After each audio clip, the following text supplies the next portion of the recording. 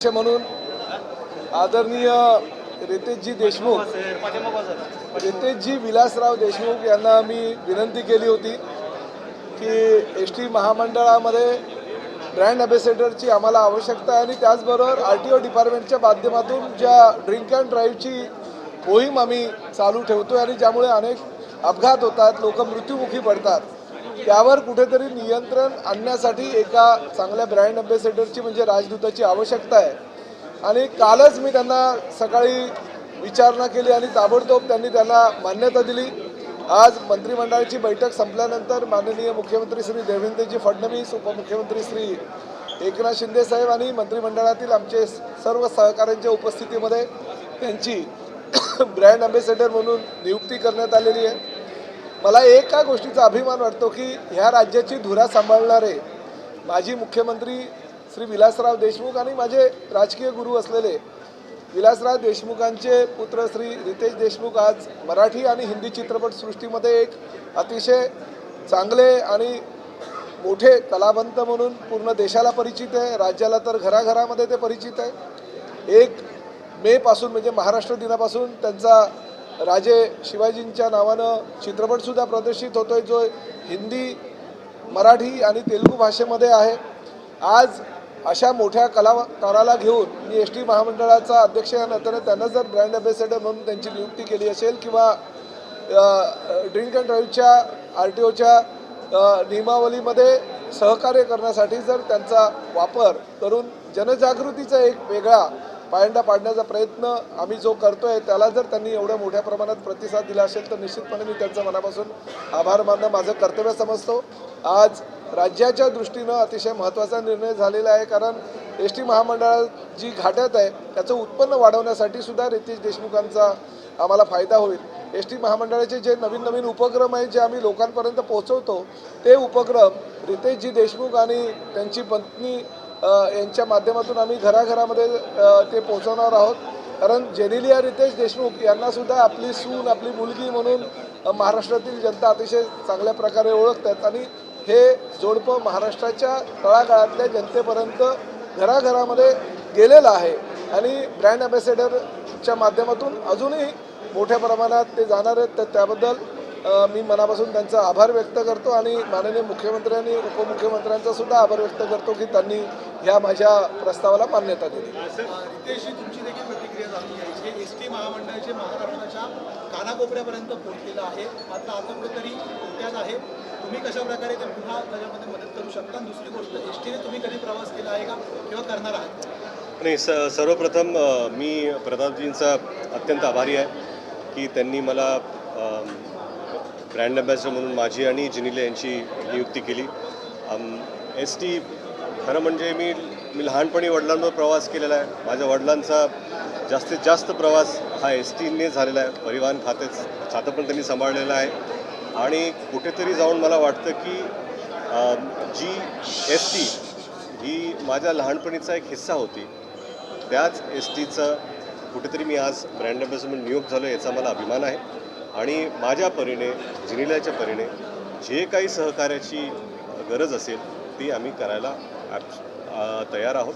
आणि परत एकदा मी तो एस टीचा जातानाचा फोटो तो आणि हो ते मी त्यांना सांगत होतो की लहानपणी म्हणजे साहेब लातूर, पुणे, इतर भागात एस टीने जायचे आणि नेहमी येऊन आम्हाला सांगायचे की कसे ते दोरी ओढायचे, पैसे आम्ही द्यायचो लहानपणी, आणि तो प्रवास त्यांनी पाहिलेला आहे आणि तोच प्रवास आम्ही पण त्यांच्याबरोबर लहानपणी केला होता। त्यांचा एक फोटो अजूनही बाभळगावमध्ये आहे, जो ते एस टीमध्ये बसलेले आहेत आणि बाहेरून एक फोटो आहे आणि ते आत बसलेत। तो जो फोटो आहे ना, तो आमच्या संपूर्ण परिवाराचा सगळ्यात जवळचा फोटो आहे, कारण काय साहेब तिथे बसले होते जी त्यांची आवडती जागा होती आणि ती होती एस टीच्या खिडकीला बसायची। ते म्हणायचे की आम्ही खिडकीला बसायचो कारण एका बाजूने वारं यायचं आणि मस्त आम्ही झोपायचो तिथे।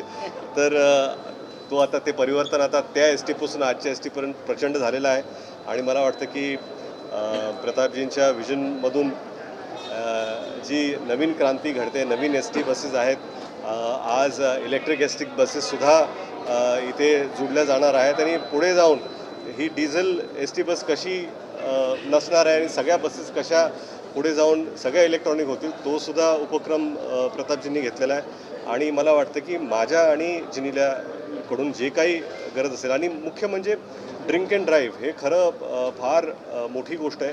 आपण फार कॅज्युअली घेतो आणि किती किती अपघात आपल्या अवतीभोवती घडतात, आणि त्याचं मुख्य कारण ड्रिंकिंग आणि ड्रायव्हिंगमुळेच आहे.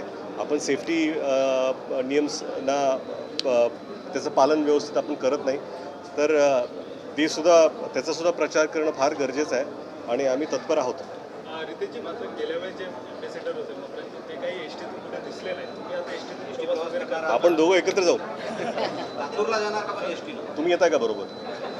नाही, पण रितेशजी, खरंच तुम्ही आणि जिंकले मॅडम आहेत, जी. तुम्ही तरी आधी आठवण सांगितली कदाचित जिंकले मॅडमचा प्रवास झाला की आम्हाला माहित नाही, त्याबद्दल नाही, त्यांनी मुंबईच्या बसेसमध्ये प्रवास केला. त्यांचा जन्म लातूरचा नसल्यामुळे ते एसटी प्रवास करू शकले नाही. दोघे एकत्र जोडीने दिसाल का? अरे हो, नक्कीच ना, नक्की जाऊ ना, काय आहे त्याला. तुम्ही जो निर्णय घेतलेला आहे मराठी सक्तीचा, त्या संदर्भात अनेक रिक्षावाल्यांनी आपली नाराजी व्यक्त नाही, केली आधी आहे. आधी यांचं होऊ द्या, म्हणजे त्यांना मी पाठवतो, कारण त्या वाद्यामध्ये त्यांना मी त्यामुळे त्यांना आधी मी सोडतो आणि तुमच्या प्रश्नासाठी परत येतो. सर, रितेशजीची देखील भूमिका जाणून घ्यायची आहे की परिवहन मंत्र्यांनी नियम घेतलेला आहे की सर्व रिक्षा टॅक्सी चालक आहे त्यांना मराठी येणं बंधनकारक आहे ना, त्यांचं परमिट आहे ते कॅन्सल केलं जाऊ शकतं.